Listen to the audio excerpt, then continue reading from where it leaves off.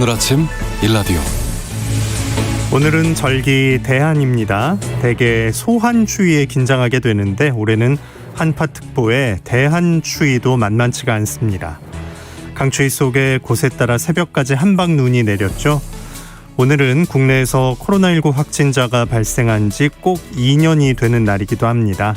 소리 없이 내리는 눈을 보면서 세상의 모든 근심을 좀 다 감싸줬으면 하는 바람이 들기도 했습니다.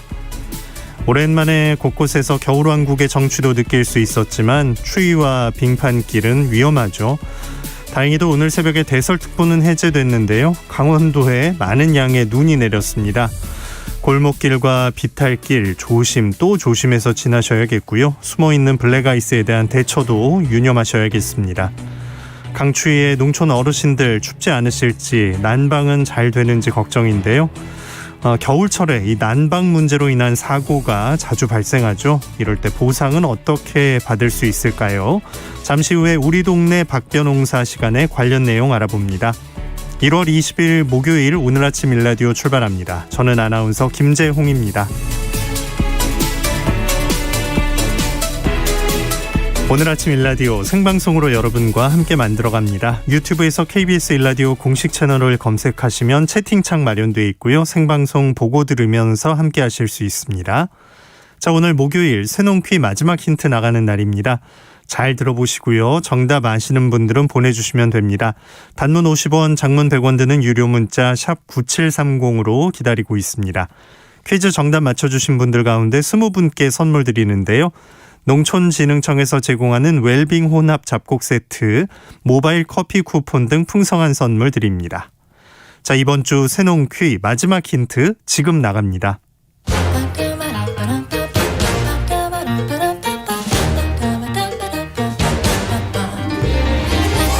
우리 땅, 우리 바다에서 자란 맛있고 건강한 우리 농수산물을 알아맞히는 세상의 모든 농수산물 퀴즈, 새농퀴. 안녕하세요. 퀴즈 내는 성우 송기원입니다. 오늘은 새농퀴의 정답이 제목인 이재무님의 시의 일부를 감상해 볼까요?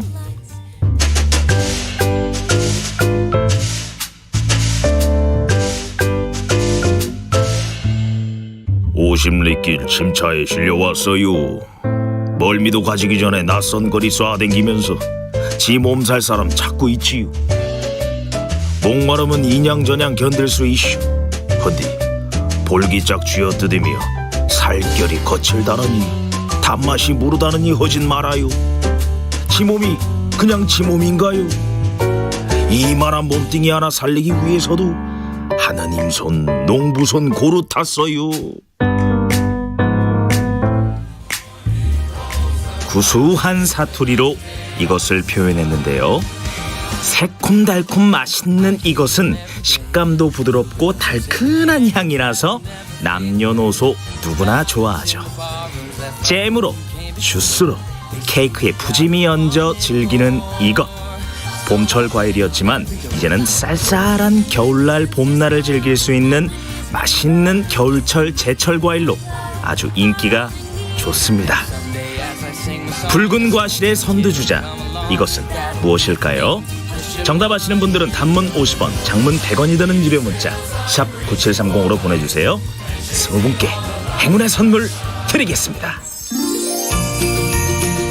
유익한 정보와 살아있는 이야기가 있습니다. KBS 오늘 아침 일라디오.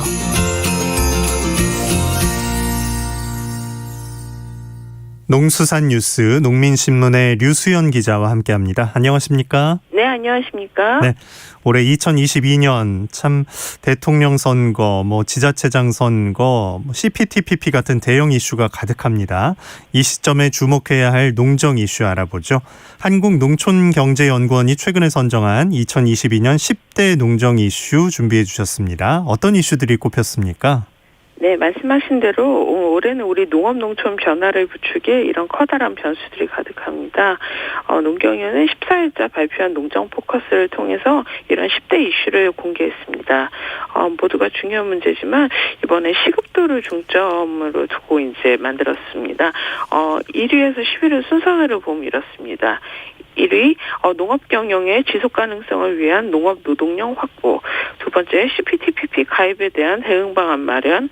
3위 신정부 출범에 따른 새로운 농정 전략 마련. 4위 국토 균형 발전과 농촌 재생을 위한 농촌 공간기획 제도 도입.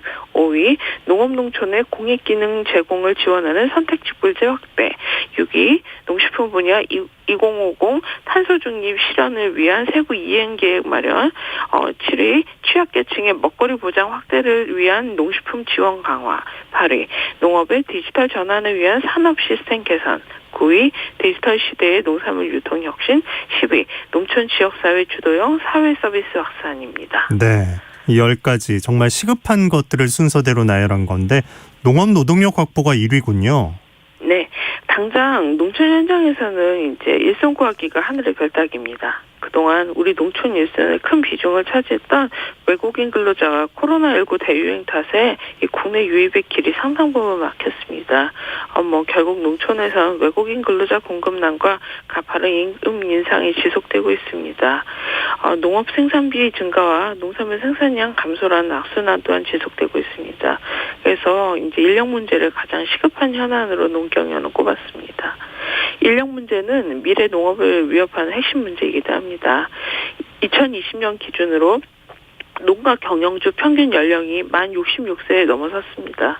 그중 40세 미만 농가 경영주가 있는 가구 수도 보면 2000년에는 9만 1,500여 가구였지만 2019년에는 6,859 가구로 92.5%나 감소했습니다. 네. 한마디로 우리 농업의 미래, 나아가 국민 먹거리 미래 전망을 어둡게 하는 요소가 아닐 수가 없습니다. 그래서 농경연은 우선 계절 근로자 제도 확충 등으로 외국인 근로자 유입을 확대하고 농촌으로 내국인 임금 근로자 유입을 늘릴 지원을 강화해야 한다고 강조를 했습니다. 더 나아가 청년들의 안정적인 농업농촌 정착을 위한 청년 후계농 영농 정착 지원 사업을 개편하고 그리고 이 다양한 승계 방식을 마련해야 한다고 제언을 했습니다. 네. 자, 두 번째가 CPTPP 가입했을 때 대응 방안 마련인데 어느 정도 파장이 예상됩니까? 네, CPTPP 가입을 하게 되면 농업 분야 추가 개방 우려가 매우 높습니다. 호주, 뉴질랜드, 캐나다 등은 이제 이미 잔존하고 있는 관세가 있는 낙농축산 분야에서 그리고 이미 체결된 FTA 개방 수준이 낮은 말레이시아, 베트남, 칠레 등은 고추, 마늘, 양파 같은 채소류와 감귤, 오렌지, 바나나, 파인애플, 망고 같은 열대 과일에 추가 개방을 요구할 가능성이 있습니다. 그리고 멕시코, 일본과는 사실상 협상을 새로 체결해야 해서 농업 전반에 이런 파장이 불가피합니다. 네.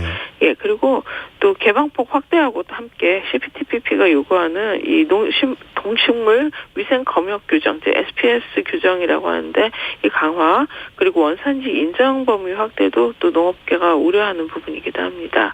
우선 이 SPS를 보면 구획화가 적용됩니다. 현재까지는 이 한국과의 특정 지역 농장에서 병해충 가축질병이 발생하면 이 수입을 금할 수 있었는데 이제는 다른 지역과 그렇다 하더라도 다른 지역과 농장에서 생산되는 농축산물 수입을 허용을 해야 합니다. 또 자국 내 재배 그리고 생육이 아니더라도 CPTPP를 체결한 역내 원산지 인정을 받는 우회 수입이 증가할 수 있습니다. 이에 농경연은 농업부문 영양 최소화 경쟁력 강화를 위한 사전 대응책 마련이 절실하다는 지적을 했습니다. 네. 정치적으로 보면 새 정부가 출범하는 해가 되겠죠? 네. 그래서 농경연도 이제 신정부 출범에 따른 새로운 농정 전략 마련을 세 번째 사안으로 다뤘는데요. 새로 출범하는 정부가 새 농정 전략을 실질적 그리고 지속적으로 추진하기 위해서 바람직한 농업 농촌의 미래상을 그리고 또 이 신정부의 농정 비전을 실천할 구체적인 목표를 제시해야 한다 하고 주문을 했습니다. 그러면서 농업 농촌이 지닌 잠재력과 역할에 대한 대국민적 관심과 지지를 확보할 수 있도록 정부 차원에서 노력해 주기를 촉구했습니다. 아울러 또 정부와 농업인 단체의 협력을 강화해서 갈등을 최소화해야 한다고도 밝혔습니다. 네. 자, 직불제에 대한 얘기도 들어있고 또 취약계층 먹거리 보장 확대에 대한 얘기도 들어있어요. 네. 이 선택직불제 확대도 5위에 올랐습니다. 문재인 정부에서 도입한 공익직불제는 아직 기본직불금 위주고 선택직불제는 이 농업농촌의 공익적 역할을 담아내기에는 세부적인 정책이 부족하다는 게 이 농경위원회 분석입니다. 농경위원회는 공익직불제가 도입 취지에 부합하도록 선택직불제 확대가 필요하다고 밝혔습니다. 또 이제 기존 농식품 지원제도는 갈수록 악화되는 취약계층의 식생활 개선에 한계가 있다는 지적도 빠뜨리지 않았습니다. 먹거리 지원 3대 시범 사업인 농식품 바우처, 임산부, 친환경 농산물 지원, 초등학교 간식 지원도 본 사업으로 올려서 궤도에 올릴 것을 주문했습니다. 네. 농업과 농촌도 이제 디지털 전환을 준비해야 하는데 이 관련 이슈가 또 2개 들어있네요. 네. 농업의 디지털 전환을 위한 산업 시스템 개선, 디지털 시대의 농산물 유통 혁신이 또 꼽혔습니다. 농업부문 새 일자리와 성장 동력 창출을 위해서 스마트 농업과 데이터에 기반한 디지털화가 시급하고요. 그리고 농업은 물론 데이터와 인공지능 관련 전문 인력 확충과 창업을 지원해야 한다고 또 강조했습니다. 또한 디지털 유통 혁신에 대응하기 위해서 농산물 산지유통센터, 즉 APC를 진화시켜서 온라인 상품화 기반과 수급 조절 기반으로 또 활용할 수 있도록 스마트화시켜야 한다는 필요성도 제시를 했습니다. 이 밖에 국토 균형 발전과 농촌 재생을 위해서 농촌 공간 기획을 도입하고 이를 기반으로 한 농촌 재생 뉴딜 사업, 또 농촌 지역 사회가 주도하는 사회 서비스 향상을 통해서 농촌 공간 정비와 기능 재생을 이뤄내는 방안을 제시했습니다. 더 나아가서 이 효과적인 온실가스 감축과 에너지 전환을 위한 세부 이행 계획 마련, 식량, 환경, 경제성을 확보하면서도 지역사회의 갈등을 줄일 재생에너지 확대 계획 등도 20대 이슈에 함께 포함을 했습니다. 네, 환경까지 또 신경을 써야 하는데 기회를 위기 속에서 찾아야 한다는 말 올해 더욱 절실하게 느껴질 것 같습니다. 좀 험난해도 우리 농업과 농촌 농민이 전진할 수 있길 바랍니다. 오늘 10대 이슈 알아봤습니다. 농수산뉴스 농민신문 류수연 기자 고맙습니다. 네, 감사합니다.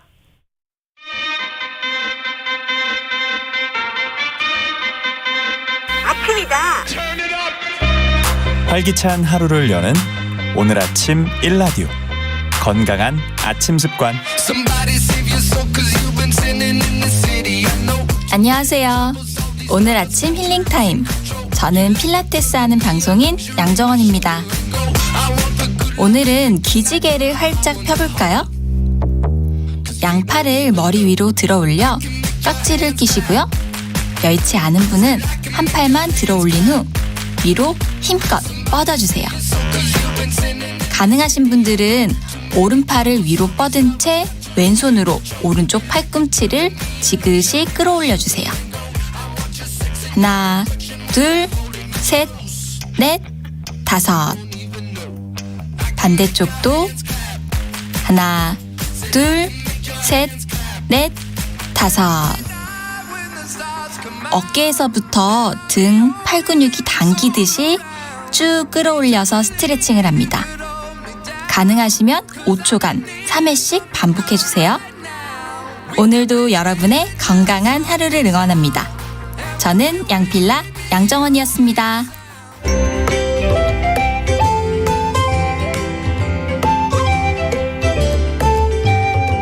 상쾌한 하루의 시작. KBS 오늘 아침 1라디오.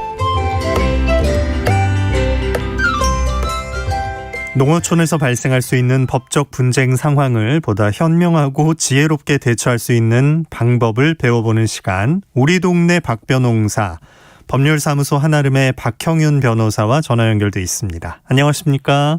안녕하세요. 네. 눈이 아직도 많이 쌓여 있는데 변호사님 계신 곳도 눈이 좀 많이 내리는 지역이잖아요? 예. 근데 뭐 이번 주는 눈이 많이 오지는 않았고요. 네. 날씨가 많이 추워져가지고 저희 천변이나 이런 데가 다 얼었어요. 야, 꽁꽁 얼었군요. 그래서 이제 무주나 이런 데 보니까 무주는 남대천이 있거든요. 그 네. 무주 읍을 가로지르는 아이들이 미끄럼을 타고 있더라고요. 그렇군요. 네, 천변에서. 이 아이들도 조심조심 해서 좀 놀 수 있게 주위에서 잘 살펴주셔야겠습니다. 네. 자, 그야말로 강추위 속에서 농어촌 어르신들 좀 따뜻하게 지내셨으면 하는데 요즘 난방은 어떤 식으로들 많이 하나요? 주로 이제 도시가스가 농촌에는 연결돼 있지 않거든요. 예. 그래서 주로 이제 사용하는 것도 이제 등유 보일러 같은 거 많이 사용하시고 또 화목 보일러, 그다음에 연탄, 그다음에 우리가 그 보일러를 이런 사용하시면서도 평상시에 이제 기름값 아끼신다고 뭐 전기나 이제 가스 스토브 같은 거 많이 쓰시거든요. 굉장히 위험하죠. 예, 왜냐면 막 어떻게 보면은 가스 같은 게 유출될 수도 있고 또 매연도 많이 나오고. 근데 또 이게 정말 그 위험한 게 뭐냐면 항상 그 냄새를 맡다 보니까 다른 사람들이 오면은 이게 가스 냄새 많이 나는데 이렇게 생각하시는데 예. 본인들은 정작 모르세요. 무뎌져 가지고. 그렇군요. 네, 그러면 그 사고가 많이 납니다. 네. 이게 또 빨리 따뜻해지려면 이제 좁은 공간에 또 이제 꽁꽁 막아놓고 하니까 코는 또 금방 무뎌지고 진짜 말씀하신 대로 걱정입니다. 네. 자, 오늘도 문제고요. 조심해야 됩니다. 사례를 다뤄볼 텐데 겨울철에 일어나는 시기적으로 맞는 주제를 준비해 주셨죠? 네, 이게 아주 위험할 것 같아서 뭐 다른 것보다 좀 주의를 말씀드리고 싶어서 사례를 준비했고요. 난방하실 때 항상 주의하시라는 말씀 드리고 싶습니다. 네. 자, 우리의 정다운 이웃 철봉 씨. 지난주엔 낙상사고 관련된 사연으로 소개를 했었는데 이번에는 철봉 씨의 이웃이 어려움에 처했습니다. 어떤 사건인지 사례 들어보고 이야기 나누겠습니다. 네.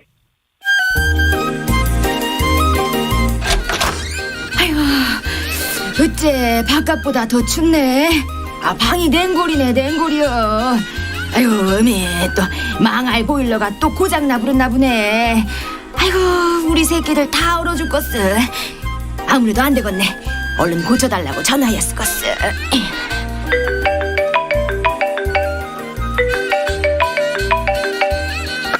예, 보일러 가게요. 아이고 여기 철봉이네 옆집이여. 우리 집 보일러가 또 고장이여. 얼른 와서 고쳐줘야겠어.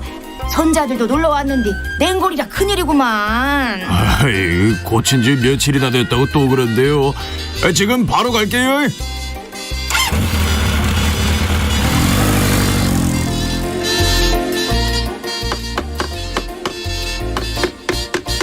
자, 할머니 다 됐어요. 보일러 안에 있는 배풍기 고장이었구만요. 이제 괜찮을 텐게 걱정 마세요. 아따 금방 더 고치네. 고맙구만. 조심히 잘 가시게. 예.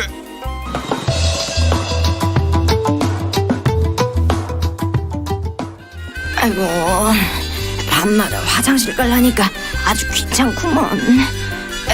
아이고 화장실. 근데 이게 무슨 냄새요? 뭐가 이상한데? 아이고 야들아 얼른 있나라. 어디서 이상한 냄새가 나는데? 아이고 어디서 가스가 새나 보네. 야들아 얼른 있나야. 어메 야들이 꼼짝도 안 오네.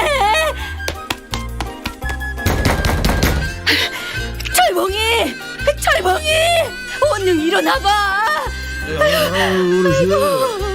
아유, 아니 늦은 밤에 무슨 일이셔요? 아무리 깨워도 우리 손자들이 있나지 않어. 119 후딱 119 좀 불러줘. 아이, 뭔 일이래요? 아까 낮에 보일러를 고쳤는데 뭔 문제가 생긴 것 같아. 우리 손자들이 가스 중독이 됐는지 통 일어나지 못하네. 빨리 119 좀 불러줘.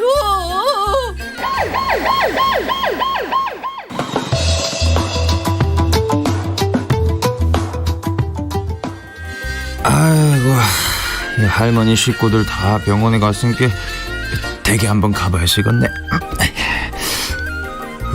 이거 보일러가 웬일이래? 낮에 보일러 수리하면서 이 배기통을 잘못 건드렸구먼. 배기통이 완전 빠져버렸는데 모르고 그냥 갔네. 그니까 이 가스가 방 안으로 그대로 들어가서 이 손자들이 일산화탄소에 중독돼 버린 거구만. 이건 도대체 어디다 손해배상을 물어야 하는겨? 참.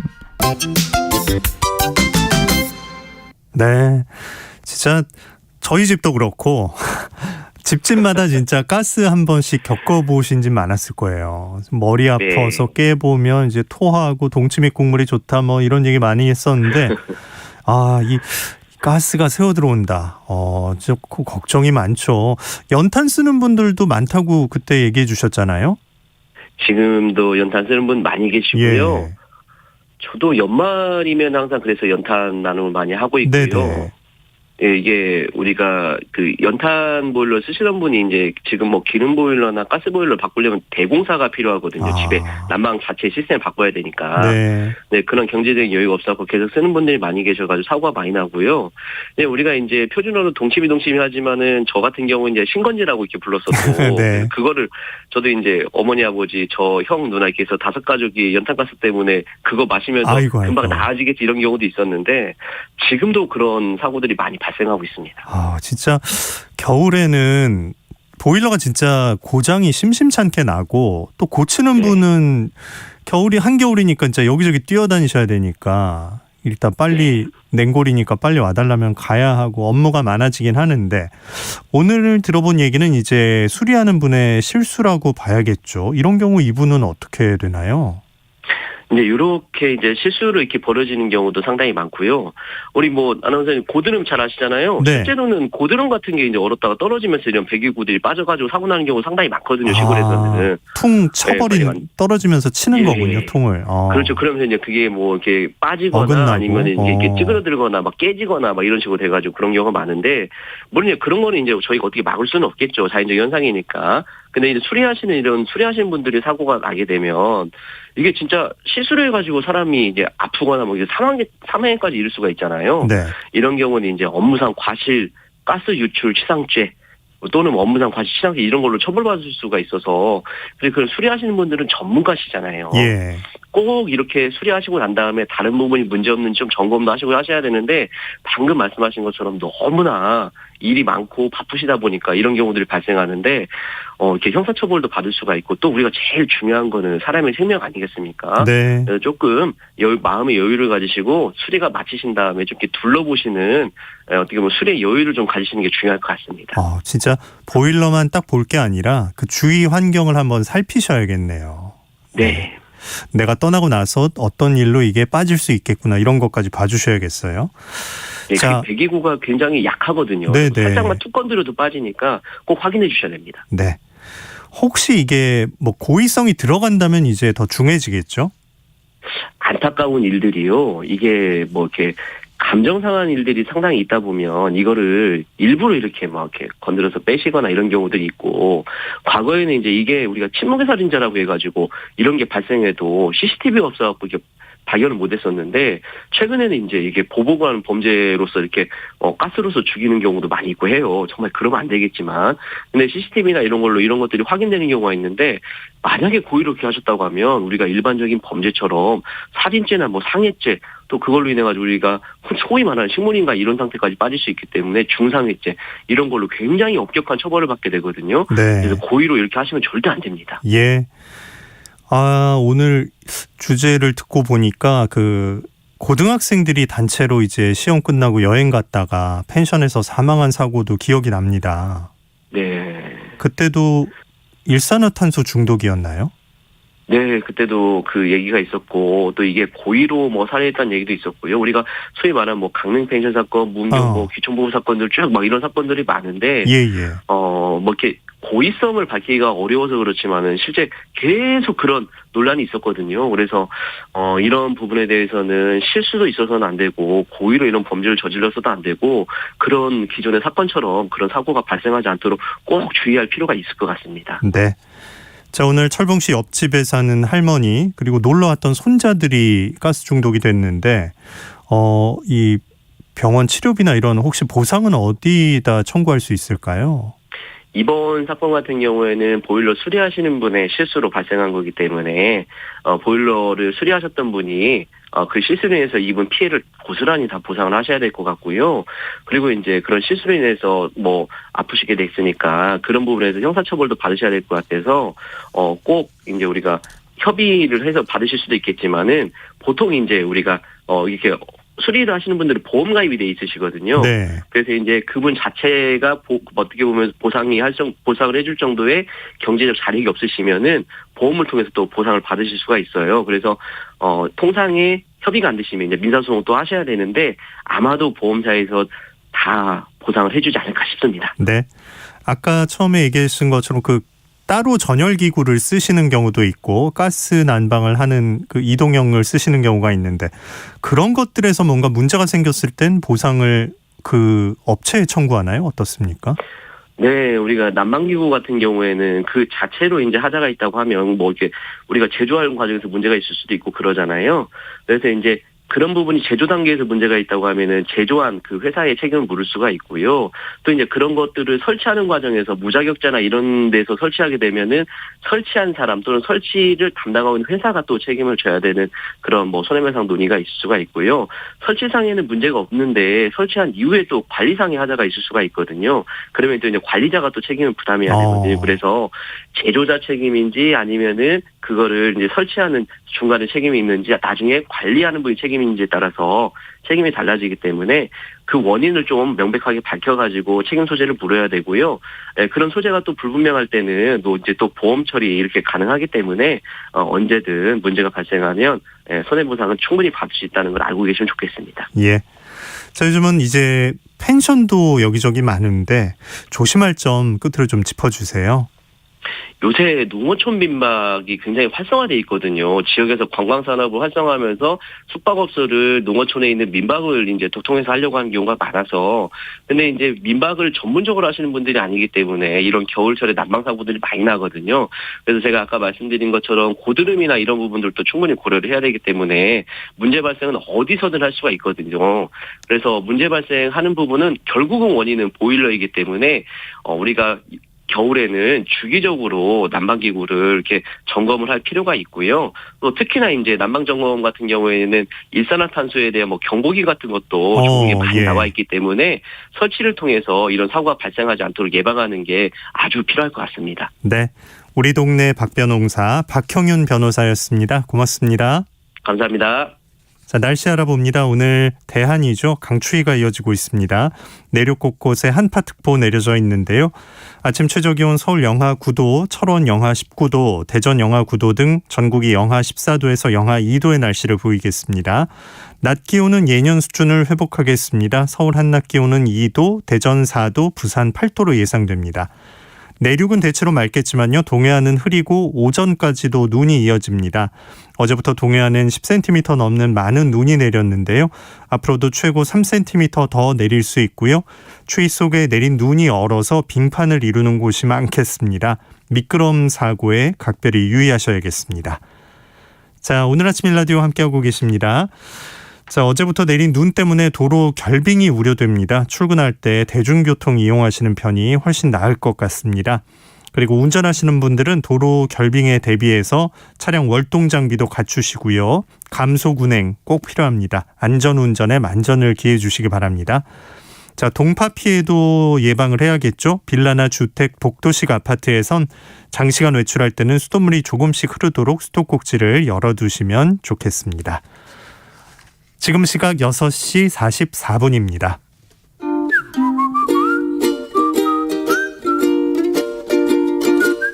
오늘 아침 일라디오 김재용 아나운서의 진행으로 듣고 계십니다.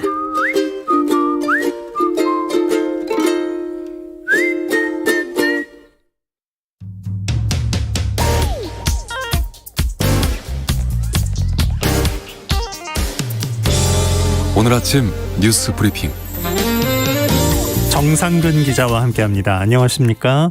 네, 안녕하십니까? 네, 코로나19 상황 먼저 알아볼까요? 네, 어제 발표된 코로나19 신규 확진자 수는 5,805명이었습니다. 전날보다 무려 1,700명 넘게 늘었고요. 지난주 수요일에 발표된 확진자 수에 비해서도 1,400명 넘게 늘었습니다. 5,000명대 확진자 자체가 올해 들어 처음입니다.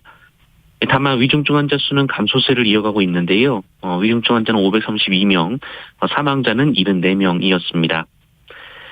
정부는 오미크론 변이의 우점화가 시작됐다라고 판단했습니다. 최근 일주일간 하루 평균 국내 발생 확진자가 직전주에 비해서 무려 21.5% 늘었는데요. 수도권이 17.3% 늘은 데 비해서 오미크론 변이 확산이 더 빠른 이 비수도권은 31%나 늘었습니다. 수도권의 오미크론 확산도 사실상 시간 문제이기 때문에 이번 주 내에 7,000명대의 이상의 확진자가 나올 수도 있고요. 당장 오늘 확진자도 6,000명 이상이 될 것으로 예상이 되고 있습니다. 네. 정부는 확진자 7,000명이 넘어서면 즉시 오미크론 대응 단계 조치를 시행할 예정입니다. 대응 단계가 적용되면 지역의 병의원에서도 코로나19 검사나 치료를 할 수 있고요. 격리 기간도 단축됩니다. 이미 어제부터는 오미크론 확진자도 증상이 없다면 재택 치료를 받도록 했습니다. 네. 자, 방역 패스의 예외 대상이 확대됐다고요? 네, 현재 방역 패스 예외 대상은 코로나19 완치자나 이 중대한 백신 이상 반응 등 의학적 사유가 있는 경우에만 해당이 됐습니다. 정부는 앞으로 이 코로나19 백신 이상 반응으로 접종 6주 이내에 의료기관에서 입원 치료를 한 사람들, 그리고 이 백신 접종 뒤에 이상 반응이 나타나서 보건당국에 피해 보상을 신청한 결과 인과성 근거 불충분 판정을 받은 사람들을 24일부터 이 방역 패스 예외 대상에 포함시키기로 했습니다. 이에 따라 방역 패스 예외 대상은 12,000명에서 17,000여 명 정도가 더 늘어날 것으로 보입니다. 네. 자, 현대산업개발 본사가 압수수색을 받았죠? 네, 광주 화정 아이파크 신축 아파트 붕괴 사고의 원인을 수사 중인 경찰은 어제 서울 현대산업개발본사에 수사관들을 보내서 압수수색을 벌였습니다. 경찰과 광주지방고용노동청이 함께 수색에 돌입했고요. 해당 아파트 공사 안전 계약 관련 서류를 확보한 것으로 전해졌습니다. 경찰은 지난 11일 이 붕괴 사고가 발생한 직후 수사본부를 구성해서 원인과 책임자 규명에 나섰고요. 이 노동부도 광주고용노동청 지역산업재해부 수습본부를 중심으로 조사를 진행 중에 있습니다. 경찰은 현재까지 현대산업개발 측 현장 소장과 직원, 감리, 하청업체 현장 소장 등을 업무상 과실치사와 건축법 위반 혐의를 적용해서 입건했습니다. 또 사고 현장 내 현장사무소와 감리사무실, 하청업체 3곳, 콘크리트 업체 10곳 등을 압수수색했습니다. 네. 건설업계 쪽에서 그동안 이 콘크리트 배합 비율에 좀 문제가 있었다, 이런 증언이 나왔다고요? 네, 광주 붕괴 사고 이후 건설업계 종사자들의 내부 고발이 잇따르고 있습니다. 어제는 레미콘 업계에서 40년을 일한 한 노동자가 이 콘크리트 배합 비율을 조작해왔다라는 폭로를 했는데요. 화정 아이파크 현장뿐 아니라 이 투입된 대부분의 현장에서 이런 부실 콘크리트를 써왔다라고 고백했습니다. 이 노동자는 물에 시멘트, 모래, 자갈 등을 섞어서 콘크리트 반죽을 만들어야 하는데 이 정해진 비율을 따르지 않고 수동으로 배합 비율을 조작하고 있다라고 밝혔고요. 네. 이 건설 현장에선 레미콘의 품질을 검사해야 하지만 오랜 유착 관계로 인해서 검사가 제대로 이루어지지 않고 있다라고 폭로했습니다. 이 건설 현장에 들어가는 레미콘은 샘플을 정해서 품질 검사를 하는데 이 레미콘 회사에서 현장 관리자에게 어떤 게 샘플인지 미리 알려주는 방식이라고 하는데요. 이렇게 해서 10대가 현장에 간다면 한 대만 이 시멘트 비율을 원칙대로 넣는다라고 밝혔습니다. 대신 건설업계 관계자에게는 리베이트가 간다라고 하는데요. 이 폭로에 나선 노동자들은 이 광주 아이파크 현장의 붕괴 사고 역시 이런 잘못된 관행이 누적된 결과물은 아닌지 되돌아봐야 한다라고 지적했습니다. 네. 자, 민주당과 국민의힘이 그 토론회 일정을 다시 합의했다고요? 네, 민주당과 국민의힘이 이재명 후보와 윤석열 후보의 양자 TV 토론을 오는 30일 혹은 31일에 열자라고 주간 방송사에 제안했습니다. 일안으로는 31일 오후 7시에서 10시 사이 만약 방송사들의 편성이 어렵다면 이안으로 30일 같은 시간대 중계를 요청한다라고 밝혔습니다. 양당은 TV토론 사회자, 방송 시간, 방식 등에 대해서는 추후 룰 미팅에서 정하겠다라고 전했습니다. 그러나 국민의당과 정의당이 반발이 거셉니다. 이 정의당은 방송사 앞에서 국회의원들이 1인 시위를 벌이기도 했었고요. 국민의당은 어제 지상파 3사를 대상으로 방송금지 가처분 신청을 냈습니다. 네. 자, 이재명, 윤석열 두 후보가 모두 가상 자산에 대한 공약을 발표했네요. 네, 이재명 후보는 어제 강남구 역삼동의 두나무 사옥을 찾아서 이 가상자산 거래소 대표들과 간담회를 가졌습니다. 이 자리에서 가상자산의 법제화를 통해 다양한 사업 기회를 열고 공시제도를 투명화하고 이 불공정 거래는 감시해서 투자자를 보호하는 등 이 건전한 생태계를 구축하겠다라는 내용의 공약을 발표했습니다. 윤석열 후보는 여의도 당사에서 가상자산 개미 투자자 안심 투자 공약을 발표했는데요. 이 가상자산으로 번 수익 중 5천만 원까지는 세금을 내지 않도록 하겠다며 현재 250만 원인 코인 양도 차익 기본 공제를 주식과 동일한 수준으로 상향하겠다라고 공약했습니다. 아울러 디지털 자산 기본법을 제정하고 디지털 산업진흥청도 설립하겠다라고 밝혔습니다. 네. 안철수 후보 또 심상정 후보 행보는 어땠습니까? 네, 국민의당 안철수 후보는 대전을 과학수도로 키우겠다라고 약속했습니다. 행정수도와 과학수도를 양축으로 충청권 혁신융합 메가시티를 조성해서 특성화된 국가 균형 발전의 성공적인 모델을 만들겠다라며 지역 맞춤 공약을 내놨습니다. 정의당 심상정 후보는 최태원 대한상의 회장을 만났습니다. 노동을 앞세운 진보정당 대선 후보가 대기업 총수를 찾은 것은 이례적인데요. 심상정 후보는 심상정이 반기업적이고 반시장적이라 생각하는 분들이 있는데 오해다라면서 다만 기업이 헌법 규범 위에 함께 서 있어야 한다며 제1 실천 과제는 안전이다라고 강조했습니다. 네. 자, 곽상도 전 국민의힘 의원을 둘러싼 화천대유 관계자들의 녹취 내용이 나왔다고요? 네, 한국일보는 어제 이 대장동 개발 사업 특혜 의혹의 핵심 인물인 화천대유 대주주 김만배 전 머니투데이 기자 그리고 천화동인 5호 소유주 정영학 회계사 사이의 녹취록을 입수해 공개했습니다. 여기에는 곽상도 전 의원 관련 얘기가 나오는데요. 이 녹취에서 김만배 씨는 정영학 씨에게 이 곽상도 의원 아들 이름을 언급하면서 네. 이 곽상도 의원 아들이 아버지에게 주기로 했던 돈을 달라 이렇게 요구를 했다라고 밝혔고요. 이에 정영학 씨가 골치 아프겠다라고 대답하는 내용이 담겨 있었습니다. 또한 녹취록에는 김만배 씨가 대장동 사업을 진행하는 동안 공무원들을 상대로 로비를 하면 곽상도 의원 아들이 공무원들이 대장동 사업에 협조를 해주고 있는지 파악해서 보고하고 있다라고 전했습니다. 그동안 곽상도 의원 아들은 이 건설 현장을 관리 감독했다라고 밝혔는데 전혀 다른 업무를 한 셈이었습니다. 네. 자, 대장동 실무자 고 김문기 씨의 유서가 공개됐어요. 네, 대장동 개발 실무 책임을 맡았던 고 김문기 성남도시개발공사 개발사업 1처장의 이 유서 형태의 편지를 어제 KBS가 보도했습니다. 김문기 씨는 이 편지에서 초과 이익 환수 조항을 넣자고 3차례 제안했음에도 당시 임원들이 공모 지침서를 기준으로 의사결정을 했다라고 밝혔습니다.